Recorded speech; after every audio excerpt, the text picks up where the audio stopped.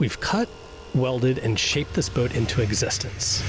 And now it's time to tackle some of the hardware, the soul of her power. Yep, the sailing hardware. But we have one very important condition. We want to do all the line handling from the forward cockpit. And to make that happen, we need to get a bit creative. It's time to start turning the shell into a functioning sailboat.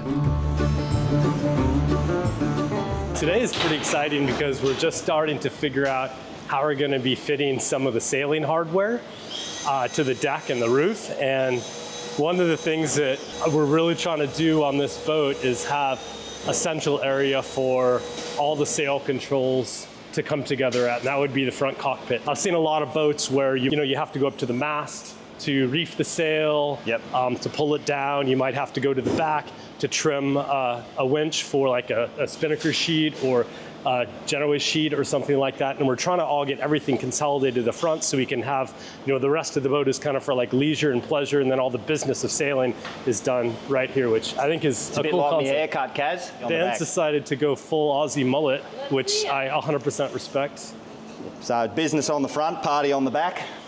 I like it. It suits you. I had a mullet probably when we were in Madagascar, when we sailed across the Indian Ocean. And mullet and a mustache. Yeah. I like it. I like it a lot. So back to business. Sorry, mate. Sorry to interrupt. As you can imagine, we're going to have the big overlapping jib or genoa up front.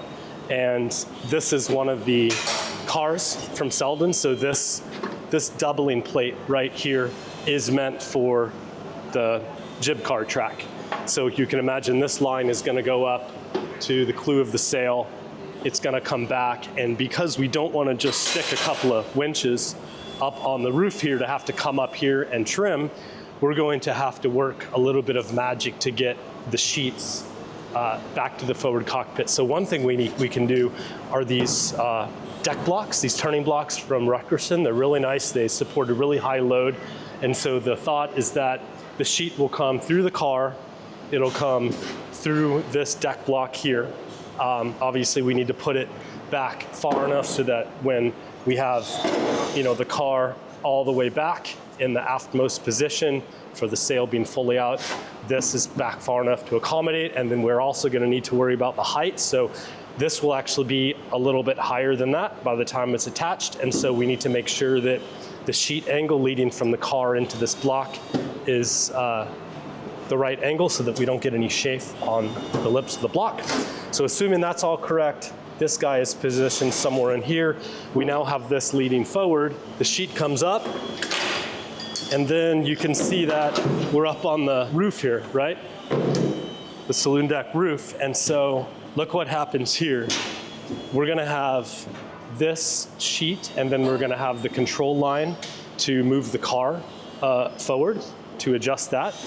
And so what we're trying to avoid is just having all of these lines just kind of like run down like this and look, I don't think it just looks kind of unsightly. Untidy, and you could trip over it and all that stuff. So we want to try and find a really nice and cool way to route it. And one of the things that we're doing is trying to figure out if we can use these blocks from Rutgerson. So these blocks allow you to change angles, but there's one block that's at the top, and then it goes over the top of the top block, and it goes under the bottom block, and they allow you to change directions of a line. So,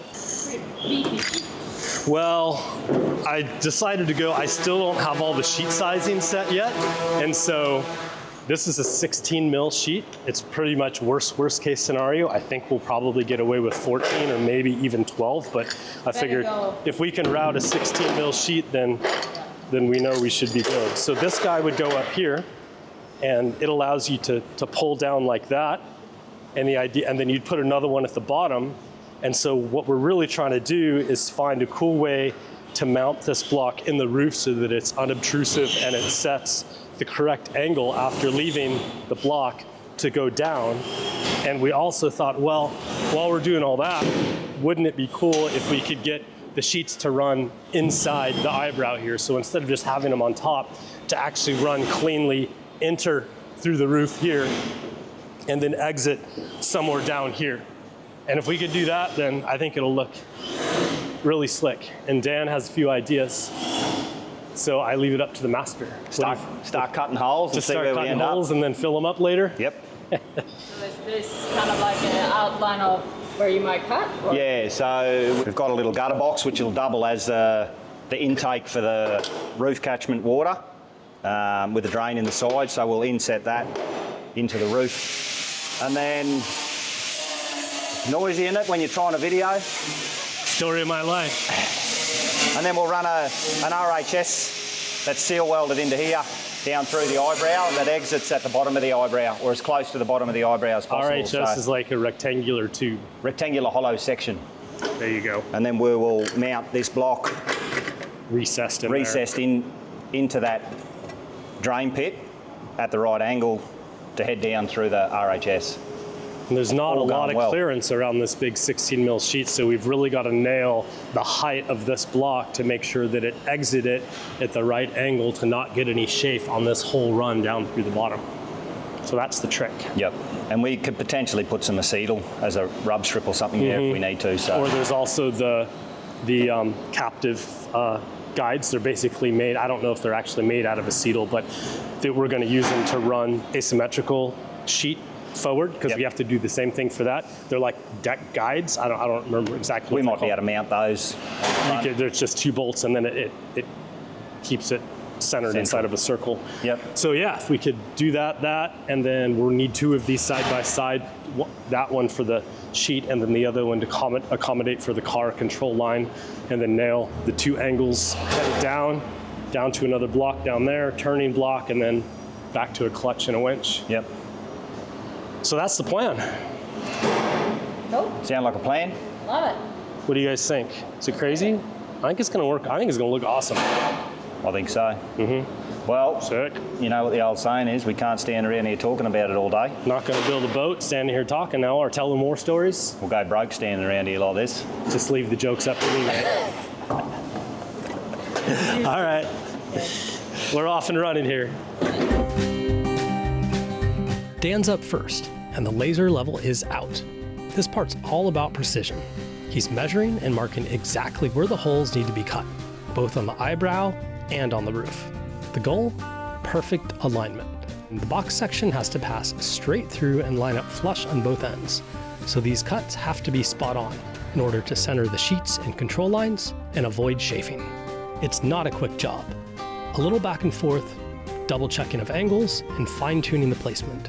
But after a few small adjustments, the sections drop in like a glove. That's the moment you know that all the prep work has paid off. So now you've done basically both the holes that the box section will go into. Hopefully. Hopefully. Fingers crossed. So a little bit past Yeah. or right to the end here? It looks pretty good. Yeah. Yeah, so we've just cut the hole. I'm just about to go and cut a piece of box section to slide, hopefully down the inside of it.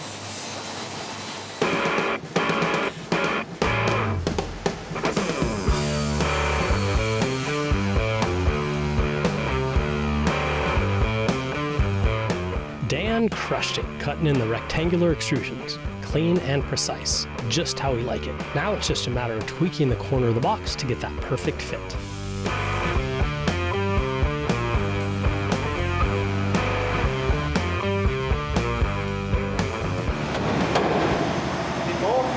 One more hit. Yeah, that's it. Big. That's how we do it, Kaz. Look at that. Then we'll just shape this, corner to corner weld it, blend her off. Sweet. That's awesome.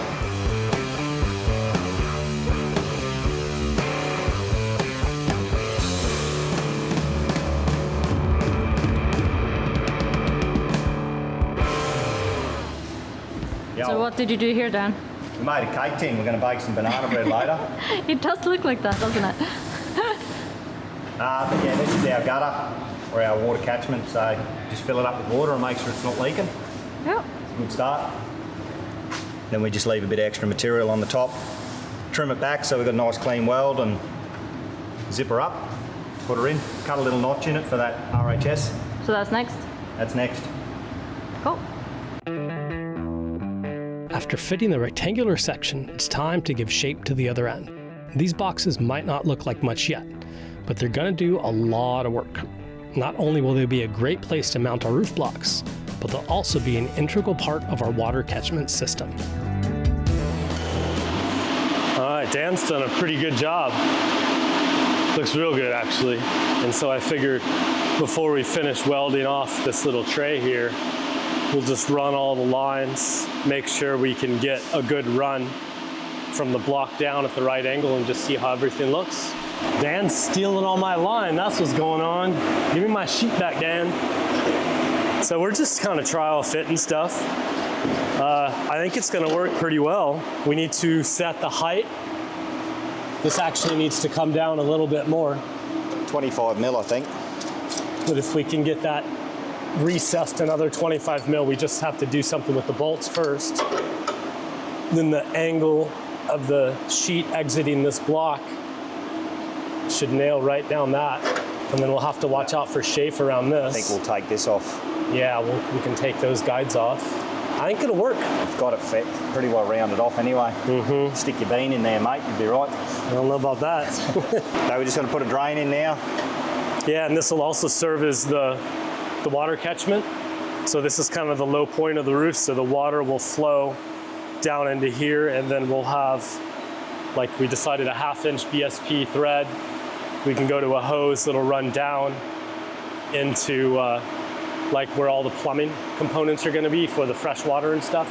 And then we can run it through like a heavy filter, a strainer filter, to remove any hair and debris and stuff. And then don't want any hair in your drinking water, ideally. And then there'll also be a diverter valve down there, so it'll normally be dumping overboard. So if it rains just a little bit, there's probably gonna be salt on the deck. We don't wanna put that in the tank. So we'll normally dump it. It's only if we get a real good heavy rain, then we'll flip the valve after it's clean, and then it'll go filtered into the tank. Simple as that. Bob's your uncle. These final adjustments are when we find out if all the planning actually works the way we think it will. We just needed to give the block the right height. It's pretty good there. And as you can see, we nailed it. It feels good when all the pieces fall into place. Yeah, we made pretty good progress. New shirt, new day. But Dan got this one nearly finished. So it's all welded up, sealed up. I'm real happy with how it turned out. It's gonna look really, really sharp. I think it'll be so nice just to have those lines run through the eyebrow instead of just on top. Just look way cleaner. And right now we're just waiting for the blocks to come. I have to order them from Rutgerson in Sweden. I only ordered one because I wasn't sure if they were gonna work or not. But now that I know the whole concept is good, then I have to order a total of 8 of them. And then we'll go ahead and fit them in. And we're trying to figure out a way to bolt it in there without making any holes in the bottom of the container to avoid the potential of having leaks through the roof. So we've got a pretty cool concept. Ludwig sent me through an idea. Ludwig from Rutgerson, he designed all these blocks. He's a pretty switched on guy, and he sent me this concept. He's like, well, what I can do is I can make you the blocks without the captive bolts in them, and then you guys could fabricate an aluminum plate that has holes on it. Here's another view of it. So you can see this would be the plate. So we would do countersunk bolts in this aluminum plate that would come up through the block, and then we would have nuts in the block instead of those bolts. And then we would do something like this. Here's another view of it. So that would be one assembly, and then we would weld studs, just 6061 aluminum studs. He says 6 M10s would be enough. We would weld studs into here, into the recess, and then we would take that plate and set it on top, and then we could fasten it with bolts on the top. And that way we would have no holes in it. So it's a lot of work to do to avoid holes in the roof, but I think anytime you can avoid putting holes in the boat, especially on an area where there's a lot of force and stress, you know, because the sheet's gonna be pulling on it and it could be jerking on it. And I've just seen so many times where that's a potential point of failure, and it's very hard to seal something like that for a long time. So we're trying to avoid holes in the boat, even if it takes extra work. Yeah. So we will continue this. when we get the blocks in weeks time, maybe, or 2 or 3, who knows. Yeah. But Looks great. yep, so I far love so it. good. Dan is also working on another project up here on the roof today, which is this track for the main sheet. So yeah, he's doing a lot of welding up here today. It looks really good so far.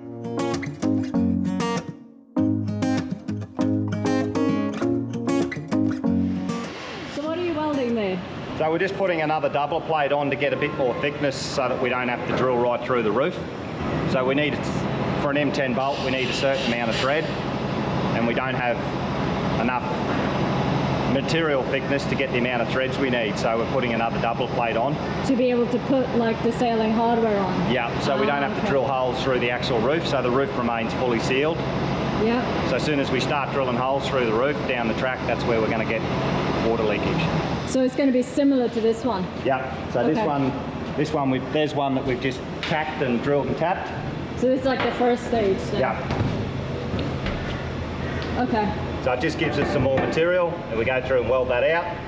So that one's been welded already, and Nate's just going through now and making sure that all our tapped holes are still right, that we haven't damaged any threads through the welding process. Yeah. And then we'll unbolt it all, put her away.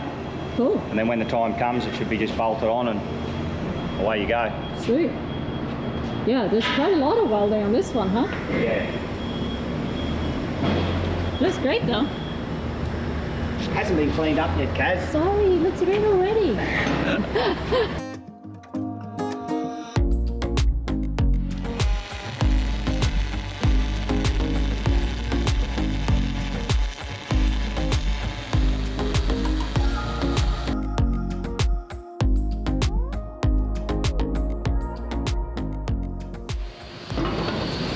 Hopefully they'll still line up, Kaz. Yeah. Think they will. Looks great. That's awesome. Otherwise you will have like 5,000 holes in the roof of the boat. Yeah. Like literally. Not quite 5,000, but But there's a lot of them. I mean, there it's is. like... And they're big holes. Yeah. So now we just got to set, I've marked the end stops like we've done on that side. So we'll just have to trim a little bit off the ends, mount the end stops, which are there. That's pretty much it, huh? Yep. Looks awesome. That's one part of it anyway. Yeah.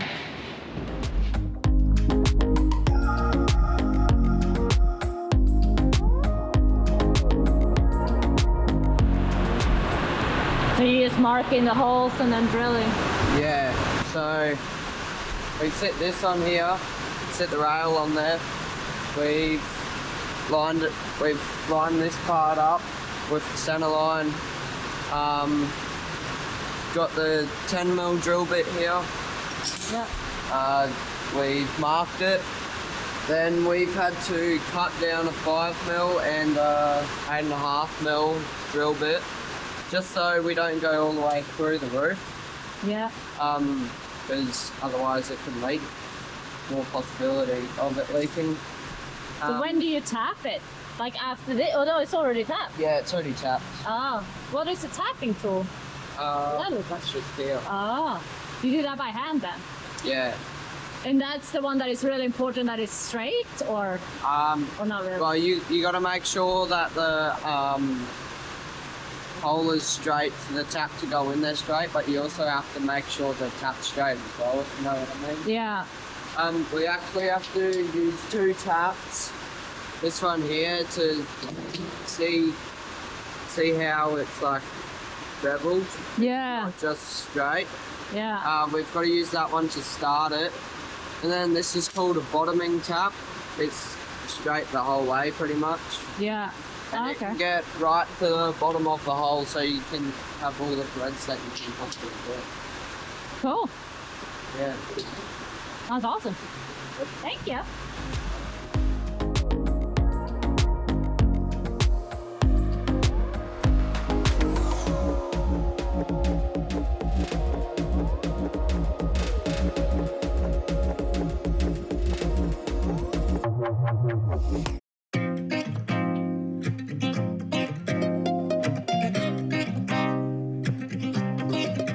Okay, we're getting to a very exciting part of this process, and it's about all the switches. So we've ordered plugs, so 2 different sizes. I am very excited about this because this is an international plug, which means that No more travel adapters. any more travel adapters. Oh my god, why are not all plugs like this in the whole world? I want that. Because this, or at least in hotel rooms. exactly, at least in hotels and Airbnbs and stuff like that. The house, but- it makes sense because your house stays in one country. Yeah, so, this is true. The thing I really But- like about these is, that, Yeah. every plug imaginable, and built-in USB. Yeah, built-in USBs, the same as this one. And they're looking pretty good. Yeah, they're pretty sweet. I think these are key. So I basically did like a overall plan of where I think we're gonna have the plugs. And then I did a spreadsheet describing more of what exact plug is going where, and how many USBs, how many plugs, yada yada. The lighting design is a whole process in itself. The whole process. I haven't You haven't really talked about it at all, but you've been No. working on it for months. months. I've been working with some incredible people, Nick, Rhiannon, and Ahmad. And There's a whole lighting design team. I know there's a team, and they're from like three different companies all working together on this to make this happen. And it's been an absolute pleasure because I know very little about lighting design. Like I've never worked an art. with like it's a whole way of thinking and seeing things. Nick has sent us some samples so we can see the sizes, how they kind of gonna function. These are Those spots look downlights. amazing. Spots, yes, I'm very excited about this. They can also, because none of our roofs are straight, so these like pivot back and forth a little bit. Yeah, so we can have So- a straight down beam. We can have a straight down beam, which is really, really cool. Show us the process when we decide something. Okay, for this bed, we're gonna have the lay here. It's probably gonna be a mattress that is 100 or 12. 125 mil, something like Yeah, that? 125 mil up. And then if you think that Brian is laying on this side, I'm gonna have a bed head here. Shoop. So then I started thinking about where is Brian gonna put, like how do you use his space? Like where is he gonna put his gadgets, his phone when Gadgets. your gadgets when you're sleeping. So you're laying like this, you want somewhere to put it and you want somewhere to charge it. So we basically want a charger, you want somewhere to read, and you want a shelf or something. So what I was thinking is that somewhere here, I would prefer to have a cutout in the actual wall panel to be able to fit a plug in there. And also, so you can put, it doesn't need to be much, it's like a little shelf. So you can put your phone in there. And also I started thinking about, let's say you're sitting up reading, which you do most of the time. And if you're gonna have the bed head here, I actually think having a light on this wall is gonna kind of interfere with the bed head. And I'm wondering if it's actually gonna be better to have it on this wall here. Yeah. Kind of like maybe up here or something. Yep. So if you're sitting, you can have it kind of shining down on your book. That's where I'm at right now. When we've got something figured out, we grab the blue tape. It's a simple trick, but it works. We approximately mark the location, the size, and a little note for Dan's team about what it's for. This really helps us to visualize all the pieces of the puzzle before locking them in. Who's he sneaking around there? Trying to disrupt our lighting design. Is it about to get noisy again, Dan? Yeah, I'm going to weld that gutter in. Actually, I've got to fill them holes, haven't I? So Yeah. I'll go next door for a minute. Okay. We're putting little sticky tapes on the walls for you. Yeah. Yeah. Oh, look at that. Oh, looks like a Boilermaker did that. Tight. I like it tight. Okay, That's what he said.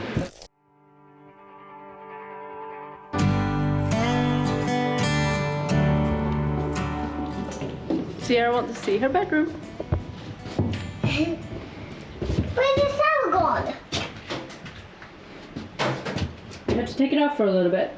Ah. Do you like the boat? Yeah. I have posters. Is this gonna be your bedroom? Where do you want to sleep? Up there? It's gonna be so cozy, Sierra. No, it's actually down here. You wanna sleep down there? You know why? No. Because what about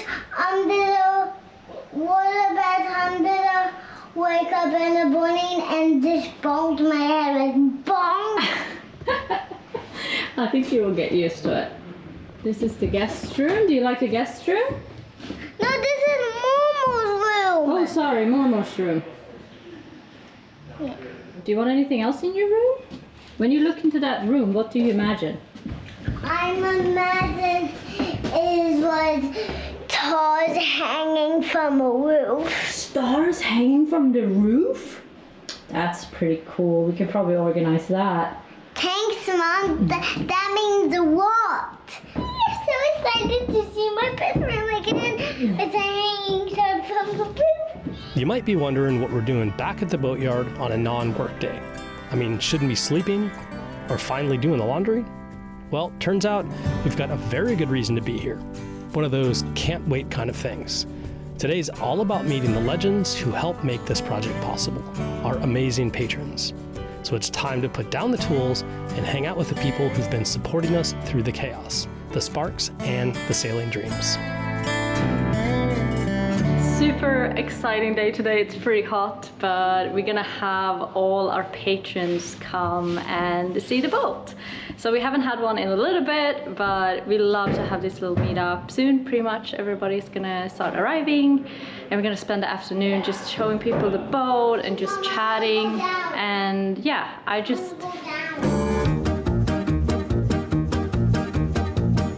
thank you so much for all our amazing patrons. I can't wait to meet you all, and also for all of you guys that couldn't make it. I hope you guys have an amazing day today. So I think people are just starting to arrive. But yeah, if you want to know more about these meetups, we have a lot of nice perks for patrons. Like you can see the videos 1 week before everybody else. You get to come to these amazing things all over the world. We have them here, obviously by the boat, but we also get to Annapolis, get to meet up with our patrons, and you get a lot of really nice perks and stuff. So yeah, if you want to check it out, head to our Patreon. That is patreon.com/svdelos and check it out. Okay, I think the first people have just arrived, so I'm gonna go downstairs, but it's awesome.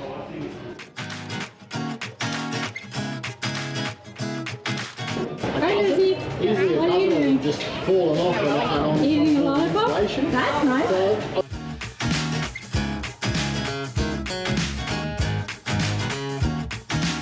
So this is gonna be like mine and Brian's master, yeah.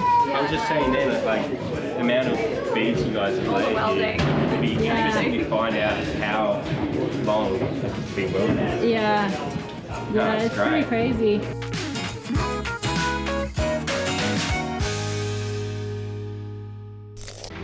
Whoa guys! Oh wow, I didn't even talk about we were gonna have a patrons party today. I did earlier. Oh, you did? Okay, yeah. good. It was awesome. Yeah, We had a great turnout. so good. There's so many cool people. Yeah. And my favorite part of the whole thing, well, there's a lot of favorite parts, but I loved at the very end, after everyone went home, the people who stayed the latest were the people with the kids. All the kid people stayed so much. It was just lovely, and I think when parents Yeah. find a group of kids that their other kids can play with, they're like, I'm never leaving.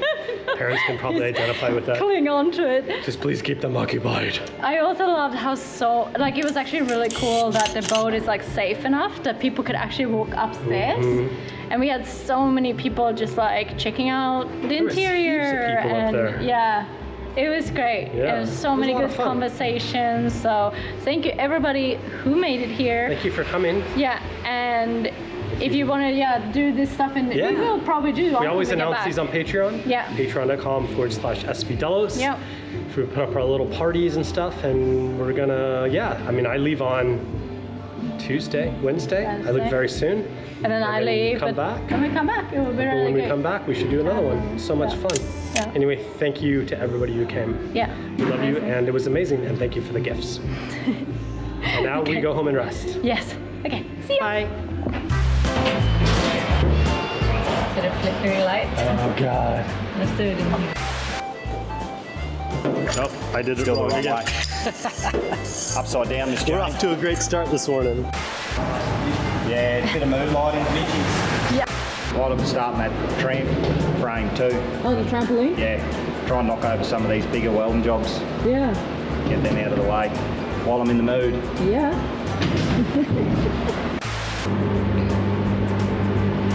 What else was I gonna say?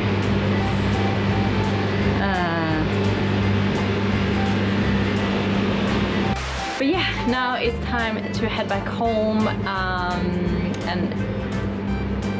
But yeah, now it's time to head back home. There's no one here. Where are they? That makes me sad. Okay, but you still have some hearts left. Who are you giving the hearts to?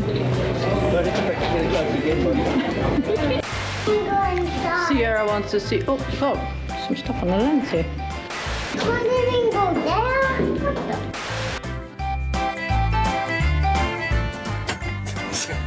Woohoo!